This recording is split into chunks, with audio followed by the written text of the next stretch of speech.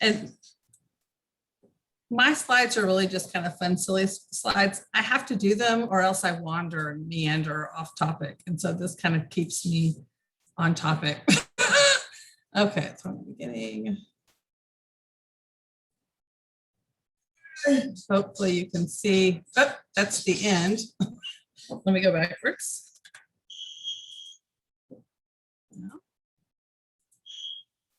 Thinking about it, I apologize. If it doesn't work, I'll just go on. So the first slide, I'll talk as it's thinking about it, slideshow. So I have this slide that seems like it's zooming past very fast because I feel like sometimes on Zoom, it can be overwhelming. And I've heard from some people who are super excited to go back to face-to-face. And some folks are like, I don't know, are we going to be safe? Do we really want to go back to face-to-face? And it's almost overwhelming. And so I wanted to focus on don't be overwhelmed. Here's some things that we can do. There we go. So I'm going to teach you a little bit, the short snippet of how to be resilient for you and for your students. And so first, we're going to talk about being prepared and then staying calm, then positive, how important it is to be positive. Be resourceful, and then be the leader that I know you are. First, you're going to have to read the emails. So I know that can be tough.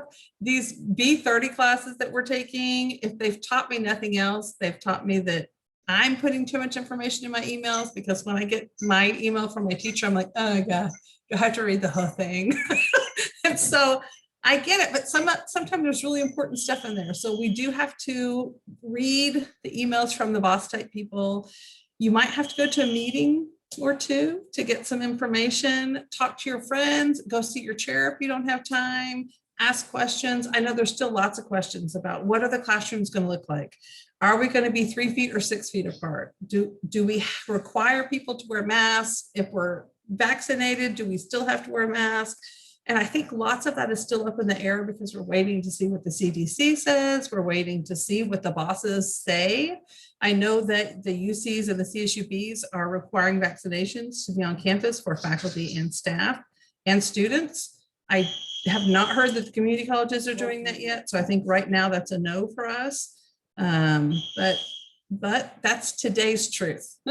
So you have to kind of keep up to date on what's expected of you and what you're going to need to know.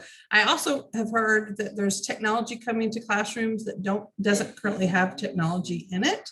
They're going to try to finish things by this summer, but I don't know that the tech people can do that. So look forward to that. That'll be exciting.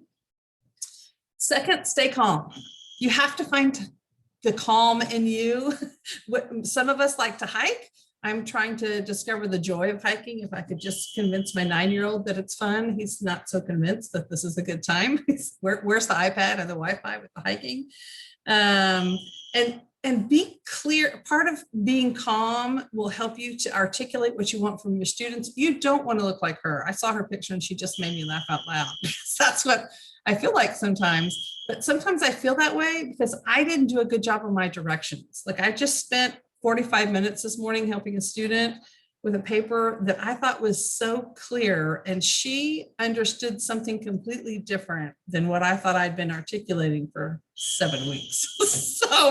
So now I'm going to go back and read my directions or find places where I can I'm going to put in a video. I'm going to try to make it more clear. So she's not much of a reader, but I think if I had more videos in there, she would do better. So find a way to clearly articulate to your students so that everyone has the same expectations. I think some of the frustration for students and for us is the unknown. And so just calmly tell them what your expectations are and what you think the school's expectations are. Please be positive. So I love this lady's smile. I just saw that picture and she just seems so happy and ready to go. And I want to be her. So it's important in this time, like right now this week, I'm thinking, oh my God, my app on Canvas just told me I have 211 things to grade. And that could seem really overwhelming, but it's not 250. And it means I have job security and it means students are turning things in. So there's all kinds of ways to reframe that work level. And so I know I know it's hard and tough, and I don't know what the room is going to look like when I get there in the fall, but I'm pretty sure they're going to open up at least a week before so I can get in there and see what technology I'm going to have and what resources and how far apart the chairs are. And so we can do it. We just need to slowly work on our plan. And then be resourceful. I like this picture because everybody has a piece of the puzzle. And so maybe it's your colleagues who have your resources, maybe it's your boss.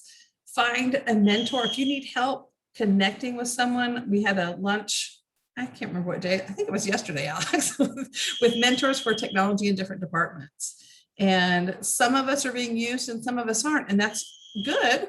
But so if you need help connecting with how am I going to make this work, part online and part face-to-face, come find somebody who likes to teach with technology or has different ideas, or go sit in one of your colleagues' classes and watch and see how they're doing it. Most of the people that I've talked to, actually everyone that I've talked to at BC, would welcome you into their class and would say, come on in and let's talk about it. Matt Jones will talk to you for an hour on whatever question you ask him. And so he's got a lot of attitude and opinions on technology. And so there's good ways to figure this out. So don't feel like you're out there by yourself. Ask for help, and there's people around that want to help you. And then finally, be the leader that I know that you are. Doesn't she look good? Like, she just looks like, I'm owning this room. I got this. I can teach these students or teach these college guys. And so you're here to teach. You're all leaders, whether or not you really realized it. Happy Teacher Day, Teacher Appreciation Day, by the way. And but you're leading. You're leading in your classroom. You're leading your peers around you. People are looking to you and seeing what you're modeling and what you think. And so your attitude matters. How you interact with people matters. How you interact with students. And so let's do this. Let's be calm and work together and show the students how great BC is. And that's it. I'm done. Awesome, Christy. Thank you so much. I think those are, what a great way to start off the faculty class as we're thinking about how we're going to take the lessons that we've learned this year and apply them as we go back into the classroom next year. So awesome kickoff. Does anybody have any questions for Christy? Strategies for staying positive when you have 210 assignments to grade. If at least it's not 250 doesn't quite cut it for you. Yeah. Christy, just out of curiosity, because we know each other's names, but oftentimes we don't know what do you teach? Oh, I'm sorry, I should start with that. I teach in psychology, and so my classes are typically lifespan development and research methods, and then stats in the summer and in the fall. Cool, thank you. Yeah. Any other questions for Christy before we move on? Okay. Well, thank you so much for that awesome start.